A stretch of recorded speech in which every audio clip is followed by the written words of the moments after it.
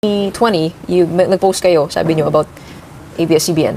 I'm so excited to see the biggest TV network close down. This company is a snake pit, where success is based on politics and sexual favor. I'm eagerly awaiting your demise. I know how this sounds, etc., etc. You spoke against or for the shutdown of the ABS-CBN network. Yeah. Do you still stand for that statement, for what you said back in 2020? You know, I'm honest enough to admit that those words were strongly worded, that post was strongly worded because of personal reasons.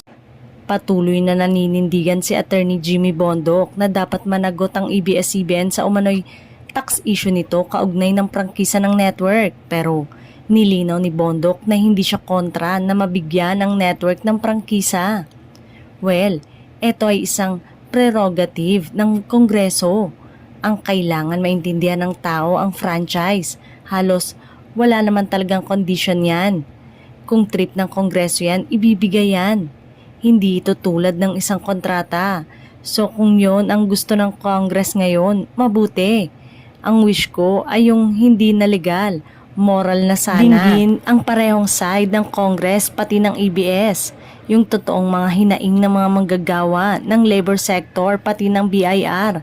Dinggin. Kusang dinggin for the peace of the country. Dagdag pa ni Jimmy.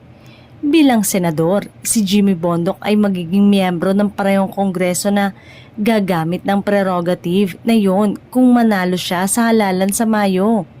Maaalalang kamakailan ay usap-usapan ng mga netizen ang pagpuri ng singer senatorial candidate sa ABS-CBN na nagbibigay daw ng world-class na mga palabas nang sumalang siya sa harapan 2025 ng istasyon para sa mga senatorial aspirant.